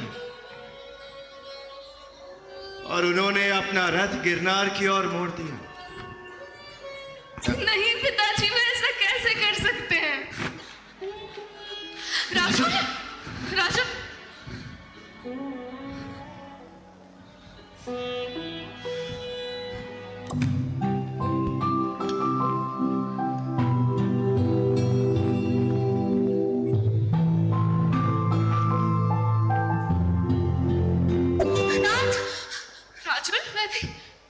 राजूनाथ बेटा, क्या हुआ? क्या हुआ? माँ, नेमीश्वर मेरे सपने में आए थे। सपने में आए थे? हाँ माँ, कह रहे थे मैं अपने में पूर्ण हूं, तुम भी पूर्ण हो, तुम किसी की कुछ नहीं हो, तुम शुद्ध आत्मा हो, अविनाशी हो। पर की आशा छोड़ दो, अपने आप को अपनाओ, बस अपना ही ध्यान धरो। सत्य ही कह रहे थे। हाँ माँ, कह तो सत्य ही रहे थे। मुझे भी संतुष्टि का अनुभव हो रहा है। मैंने निश्चित किया है कि मैं विवाह नहीं करूंगी। मैं संयम धारण कर गिरनार जाऊंगी। राजुल, यदि तुम संयम ग्रहण करना चाहती हो तो तुम्हें जीवन में संभाव लाना होगा, क्योंकि संभाव बिना वैराग्य नहीं आता और वैराग्य बिना जीवन में संयम नहीं आता।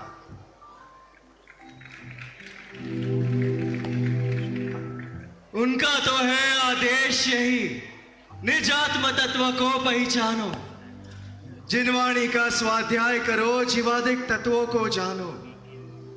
निज आत्म की पहचान नहीं, अब तक पर को अपना जाना, पर में ही लीन रहा, अब तक पर में ही अपना हित माना। अब स्व पर भेद विज्ञान करो, जग को दो भागों में बांटो। षट द्रव्यमय इस दुनिया से केवल अपने को छाटो। निज को देखो, ये शिक्षा की तैयारी है। सबसे अपनेपन को तोड़ो, ये दीक्षा की तैयारी है। जोरदार तालियां। ये दीक्षा की तैयारी है।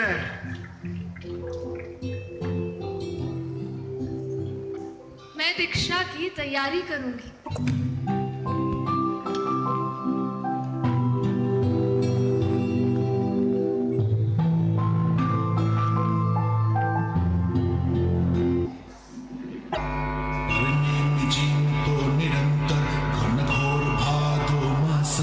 घनघोर भादो मास की घनघोर काली रात में निज आत्मा के श्रद्धान में, निज आत्मा के ज्ञान में श्री निज नितरत रहे आत्मा के ध्यान में,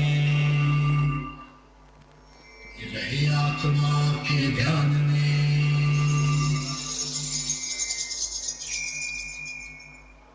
मुनीश्वर नेमिनाथ को केवल ज्ञान की प्राप्ति हुई। नेमिनाथ भगवान की केवल ज्ञान की प्राप्ति हुई। नेमीश्वर तीर्थंकर हो गए। जय हो, जय हो, जय हो।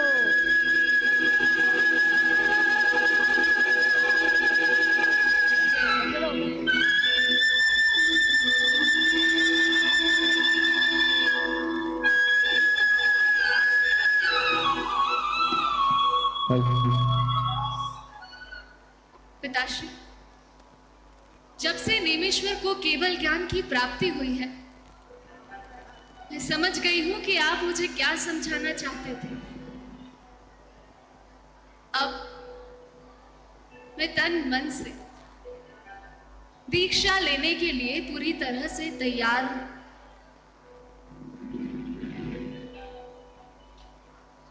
अवश्य बेटा, अवश्य।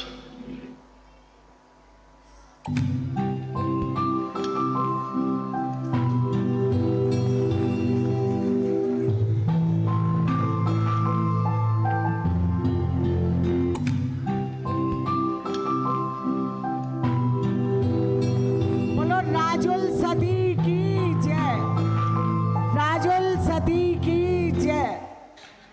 राजुल सती भी गिरनार पर जाकर सती हो गई। इस प्रोग्राम पर खुश होकर 500 रुपये श्रीमान सतीश जैन जी, श्रीमती चमन जैन जी के पुत्र ने दान दिया है। 500 रुपये सुरेंद्र जैन जी सराफ ने बच्चों के प्रोग्राम पर खुश दिया है। 2100 रुपये वर्धमान ज्वेलर ने 2100 रुपये वर्धमान ज्वेलर ने बच्चों को दान में दिए हैं। बहुत बहुत अनुमोदना, ताली बजाकर बहुत बहुत अनुमोदना। आओ आओ फटाफट।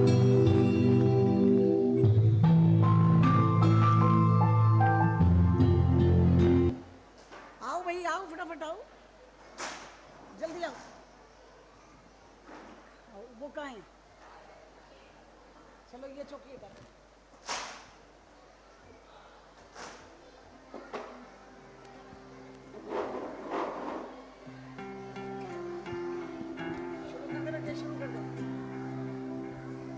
जाने बिराजे नेम जी, राजुल नाम भरतार भरतार, शिवा देवी ना लाडला, करुणा ना अवतार अवतार। जय गिरनार, जय गिरनार, नेमिनाथ प्राण आधार, भक्तों ना तारणहार, नेमिनाथ प्राण आधार। जय गिरनार, जय गिरनार, नेमिनाथ प्राण आधार, भक्तों ना तारणहार, नेमिनाथ प्राण आधार। हो श्याम देह नेम राजा, श्याम देहरा सोहावे, श्याम देह नेम राजा, श्याम देहरा सोहावे। श्याम वादन जेनि वाणी, प्रेम पाणी बरसावे, श्याम वादन जेनि वाणी, प्रेम पाणी वर्षावे। सहस्रवदनी वनराजी, राजमती ना गुण गावे, राजमती ना प्रियतम रीति रंगे रंगावे। जय गिरनार, नेमिनाथ प्राण आधार, भक्तों ना तारणहार, नेमिनाथ प्राण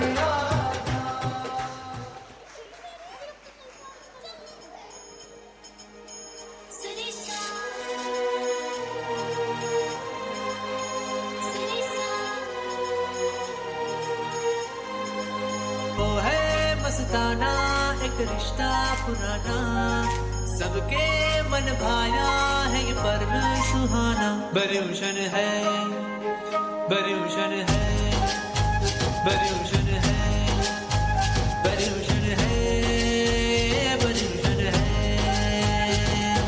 वो है मस्ताना एक रिश्ता पुराना, सबके मन भाया है ये पर्व सुहाना। बर्यूशन है, बर्यूशन है, बर्यूशन है, बर्यूशन है।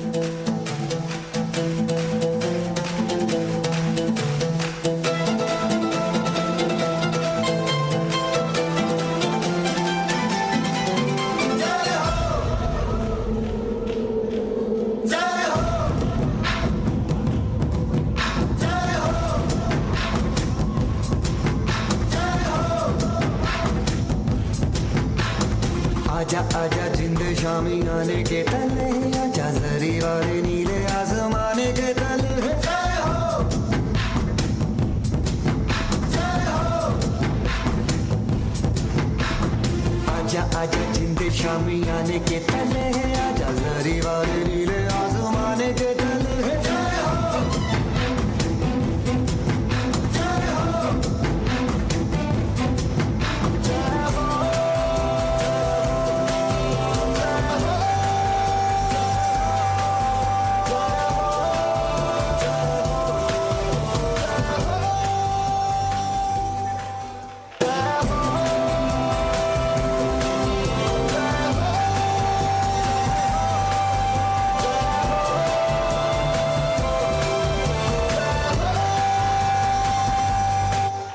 बोलो नेमिनाथ भगवान की जय।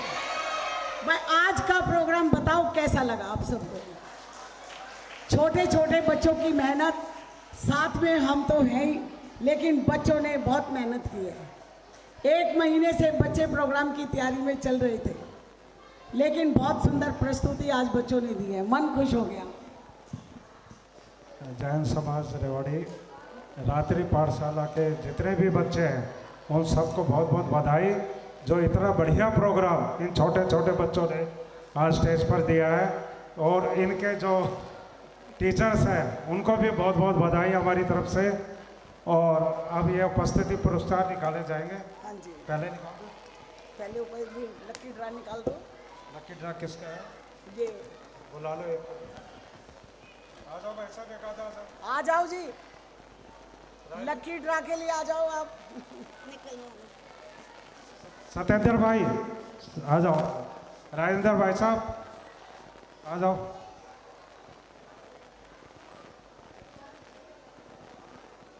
ये आपने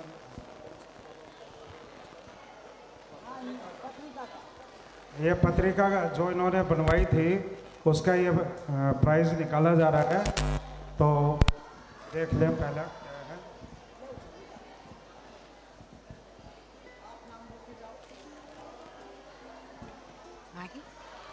मेरे लिए सालों से रीना जाए, एग्जाम्स मेरे होते हैं, पर टेंशन में खाना आप ठीक से नहीं खाते। बरसों से आपने ये रिश्ते बनाए, तभी तो 2 मिनट में मुस्कान ला पाए। है नहीं है।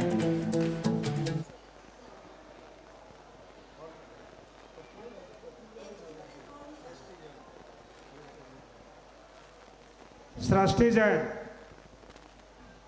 सुधीर जैन, सृष्टि जैन, सुधीर जैन, सृष्टि जैन, सुधीर जैन, सृष्टि जैन, सुधीर जैन।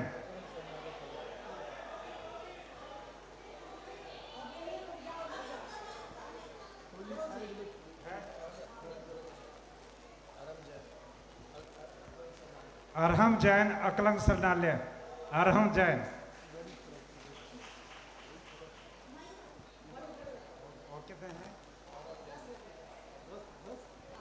आरव जैन, अंकित जैन, आरव जैन, अंकित जैन।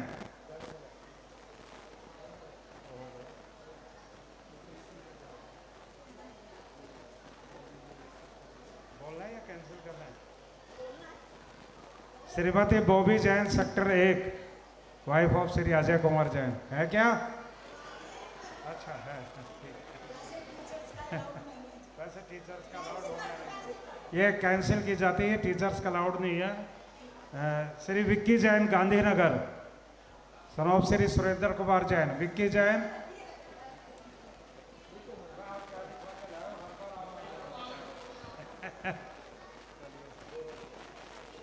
Gaurav Jain, son of Shri Rajendra Prasad Jain, Jainpuri. गौरव जैन, कितने प्राइज?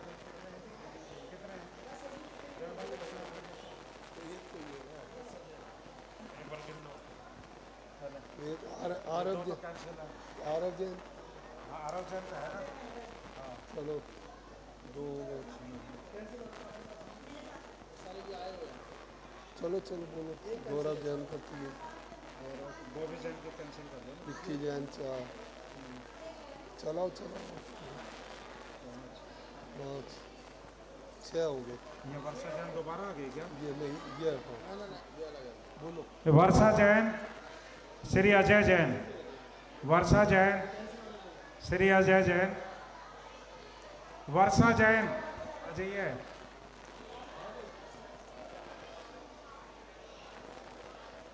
गर्वित जैन, गर्वित जैन आजा।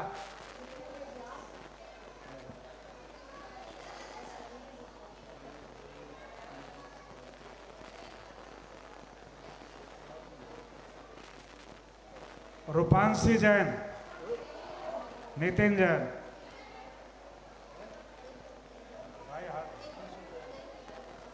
अंशुल जैन, पवन कुमार जैन, अंशुल जैन, अंशुल जैन,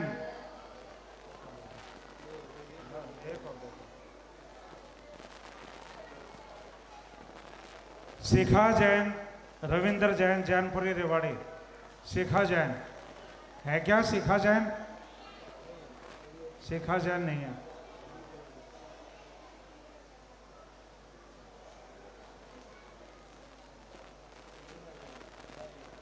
मीना जैन, गांधीनगर, सतीश जैन, मीना जैन, गांधीनगर,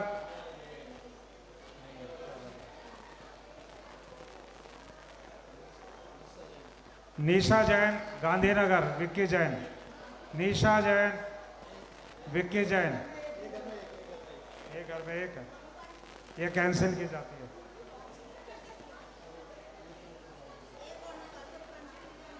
बिट्टू जैन, डब्बू जैन, बिट्टू जैन, बिट्टू जैन, डब्बू जैन है क्या? नहीं है।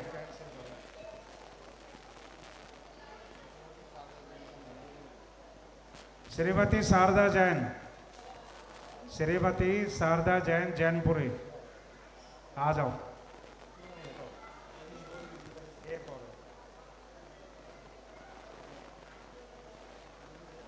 विधि, विधि जैन, डॉटर ऑफ रविंद्र जैन, विधि जैन, विधि जैन नहीं है।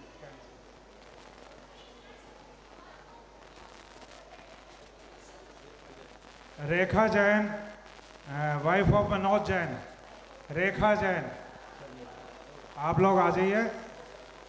अरे ये प्रतियोगिता हुई थी, उसी का परिणाम है ये। अब उपस्थिति पुरस्कार निकाला जाएगा एक बार।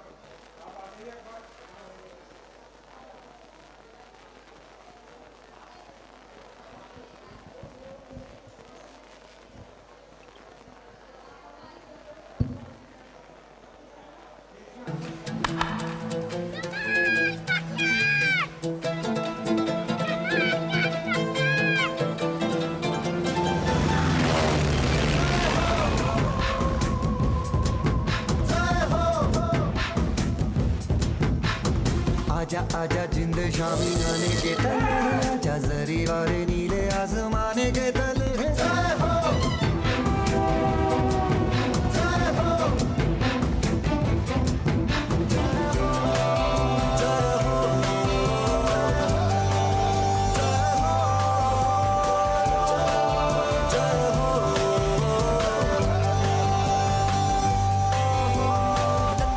सच्ची मैंने जान गवाई है, नच नच कोयलों पे रात बिताई है। अखियों की नींद मैंने फूकों से उड़ा दी, गिन गिन तारे मैंने उंगली जलाई है।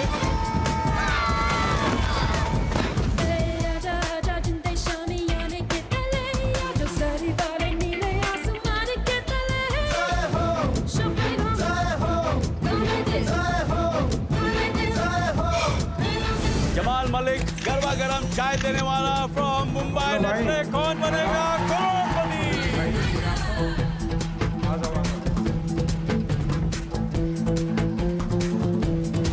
उपस्थिति पुरस्कार निकाला जाए, आप ध्यान दीजिए अपने कूपन को।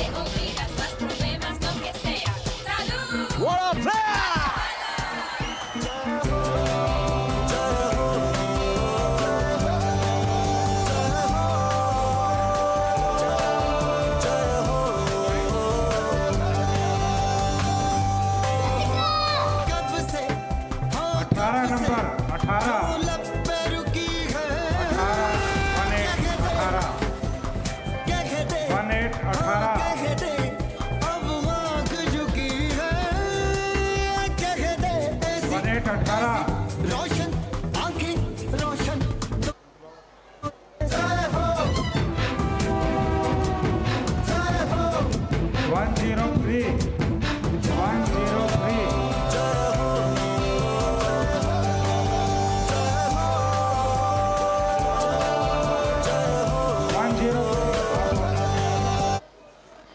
103 नहीं है। ये आपने ना गलत नाम पढ़ दिया, बिंदु जैन को बिट्टू जैन पढ़ा। चलो कोई बात, आपका है ले लिया आपने? नहीं आए नहीं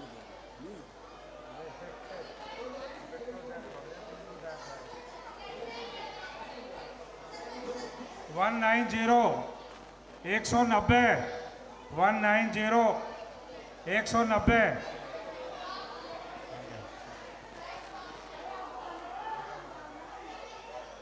42 42 नंबर 42 42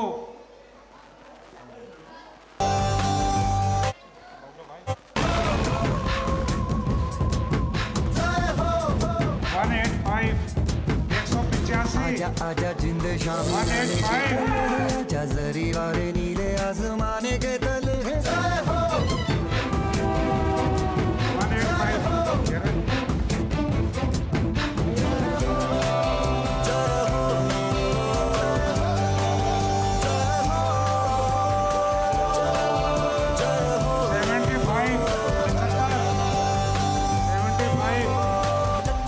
सच्ची मैंने जान गवाई है, नच नच कोयलों पे रात बिताई है, अखियों की नींद मैंने भूखों से उड़ा दी, गिन गिन तारे मैंने उंगली जलाई है।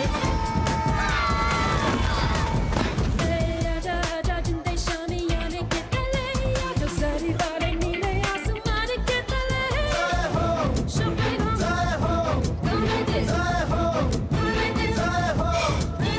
जमाल मलिक गरबा गरम चाय देने वाला फ्रॉम मुंबई। लेट्स प्ले कौन बनेगा करोड़पति।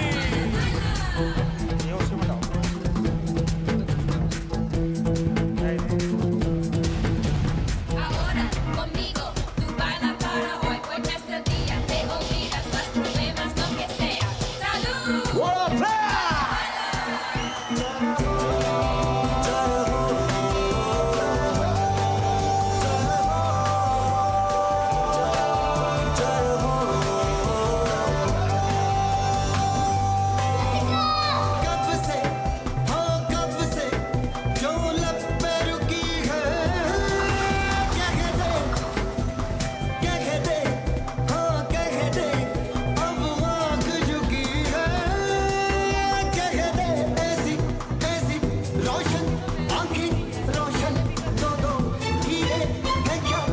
आजा जिंदे शामी गाने के तले आजा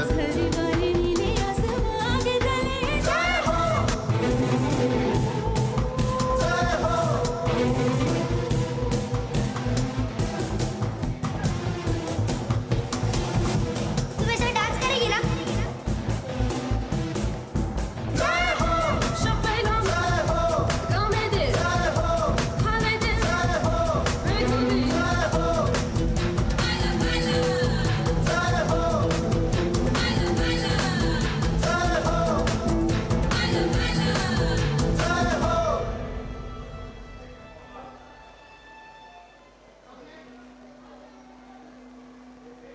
ऐसी फिल्म कोई नहीं बनाएगा यार अनमोल। सपने पूरे करने के लिए हजारों जवाब ढूंढने पड़ते हैं, जैसे फिल्म मेकिंग टेक्निक, गूगल।